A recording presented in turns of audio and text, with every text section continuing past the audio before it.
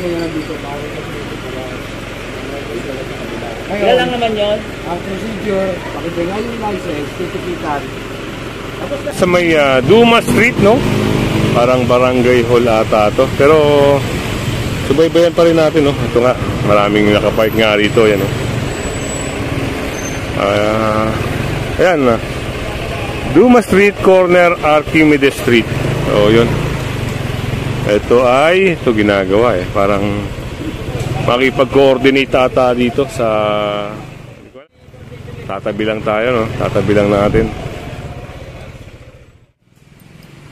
Makipag-coordinate siya sa may barangay. Parang doon sa gagawing operation, no? Ito pala, under construction pala to, yung barangay hall.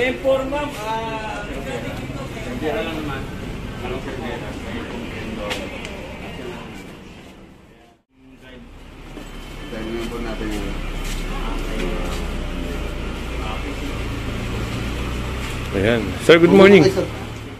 Coordination paper. Kay sir na.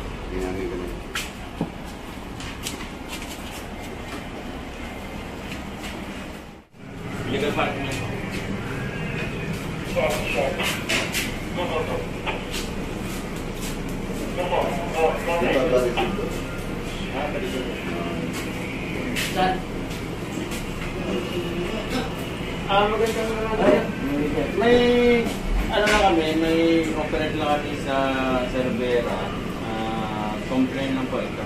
May complain po? Oo, complain lang po. Cervera lang po. Kasama namin yung Makati Action Center kasi araw-araw kasi nagpo-complain sila ng mga report. Kaya wala na kami lisping po sa organization. May paparesit lang po kami sa inyo na patunay po na sila sir pala yung taga Public Safety Department. May sila pala, may Cervera. Sa Cervera. Pero alam dito si Cap. Para Cap ang nakapala. So yun nga, inform na ni sir, no?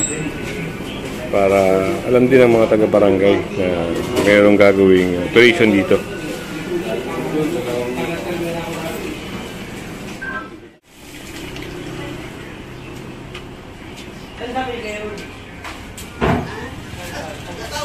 Yung ginagawa ni Sir Beles, no? Hindi lang natin alam kung sino yung pipirma ng coordination paper.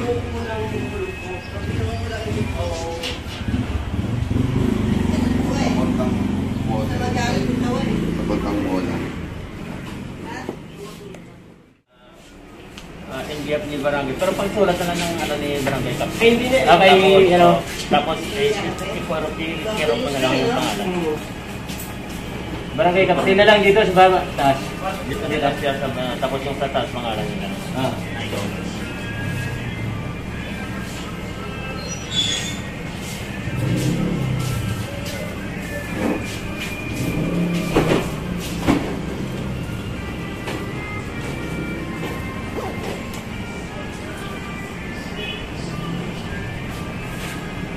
Kero ka na sa akin.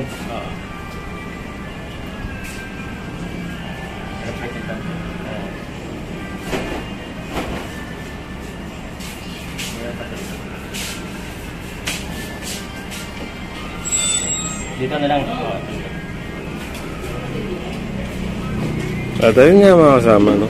Pinipirmahan na ni Sir para mag-proceed na tayo doon sa area kung saan nga yung operation.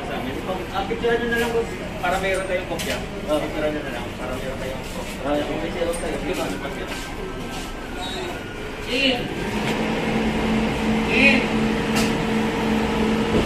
At ito, okay na, no? Na-receive na nila yung coordination paper. Mag-ready na lang tayo mga kasama. At siyempre, yung mga taga Makati Action Center kasama rin natin. At yung mga taga-barangay, parang igagay data tayo kung saan nga yung subject area ng operation. Yun, tunghayan natin kung ano yung maganap ngayong araw. Kung marami ba talagang naka-illegal parking doon. Yun kasi yung complaint yung pag paparking ng mga sabi nung lalaki kanina, mga tricycle driver ata yung mga kinukomplain doon. So yan, puntahan natin para nga sa presyo na araw na ito. So ito na, sundan natin yung pickup sila Hepe. Ayan, yung ibang ayun, yung towing, ibang task force. At ayun, tinuturo na ng mga taga-action center, no? Taga Makati Action Center kung anong area yung titirahin, yung i-operate. So, ito, Cervera Street, andito na pala tayo. Ayan, maraming ang naka-illegal parking dito, no? Samot-saring mga sasakyan ang naka-illegal park. Kaya yun, may natitikitan na ron. Puntahan natin mga kasama, no? At baka rin may mahuli rito mga tawag dito, yung mga motorsiklo na walang plaka, yun, sasakayan sa tow truck natin dahil may kasama tayong towing. Ito nga, nagpulasan na yung mga tao. Gaya na ito, itong isang sasakyan na ito mga kasama. Ayun, naka-illegal parking sa sidewalk. Ayan. Operation. Yan, titikitan na po yan. At lapit lang tayo dito, no? Sa mga ayun, yung sidecar na yun. Itong sidecar na to. Ito pala.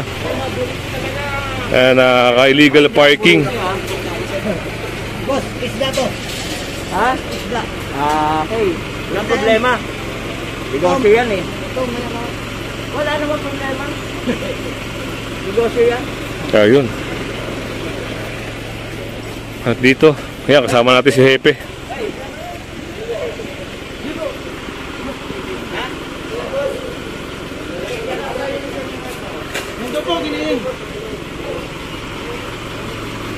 Ito sir, matitikitan sir? Oo. Ayan, illegal parking. Illegal No? parking, 226. 226. Ito, tilapia ka. Meron siya ng, mo, rinso. Ito. Magkano ba kilo ngayon? Boss. Boss, kinarating na nito. Wala ka ang binta, boss. Walang problema. Hindi naman mabibili din niya mamaya. Wala siyang boss. Ang dali lang po. Nabuto kasi namin na dito. Kaya lang naman yun. Ang procedure, pakibigay yung license, titikitan. Tapos na po. Babayaran nyo na lang. Hindi kasi kalalagay lang yan dyan. So, ayun ang paliwanag ni ate, kalalagay lang daw. Pero, ang hinihingi po kasi lisensya para tikitan. Kung wala po makipakita ng... Kakarga lang namin yung Sir, ganito na lang. Pakikuha na lang po yung lisensya. After matikita, tapos na po, babayaran lang sa bayad, sir. Ganun lang lang, sir. Kasi may kasama tayong makakit. Kaya, makakit. Lalo pa ako pa rin dito. Siyempre, nakita nila. At doon, meron ng natikitan doon, mga kasama. Nandun sa, lahat naman ho na dito, nakikita niya. Wala akong pinalagpas. Sa ano na lang sa lalagay. Ayun, plaka na lang atang titikitan dito. Dahil kung plaka, mas mahal, mga kasama.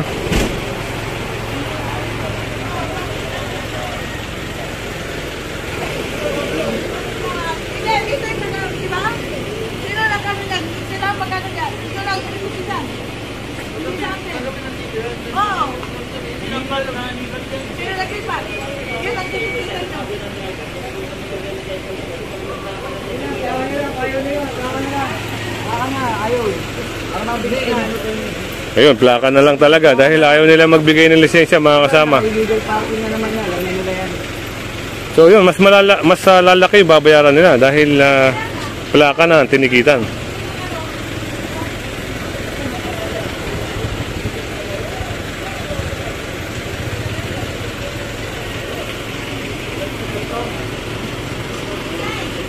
At dito.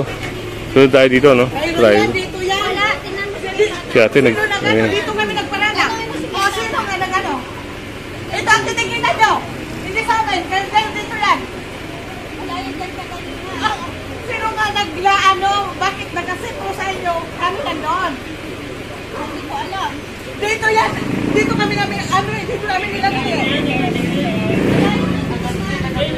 Dito kami dalawa naglaano.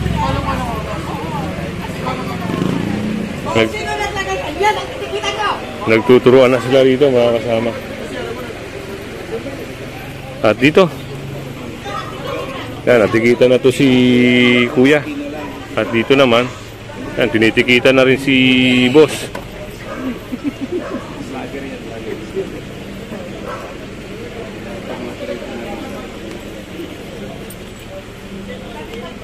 At dito rin, no?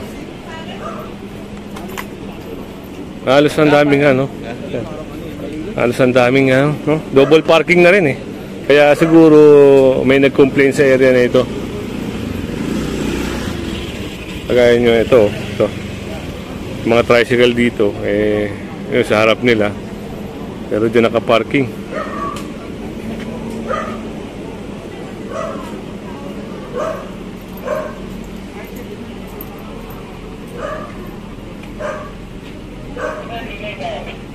Ayun, natanggap na ni Sir yung ticket niya, no? Pati dun sa isa dun.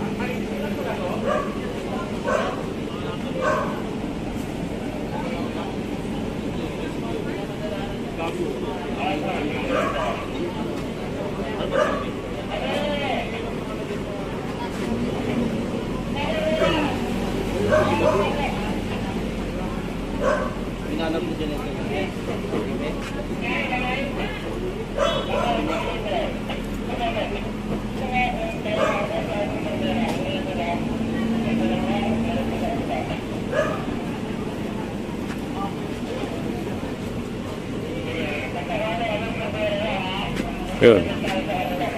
Pipirmahan na ni Sir, mga kasama.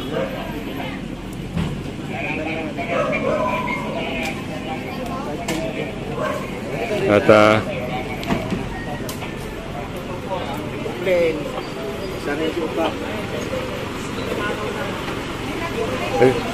ayun, nakuha na ni Kuya yung ano, no, ticket niya.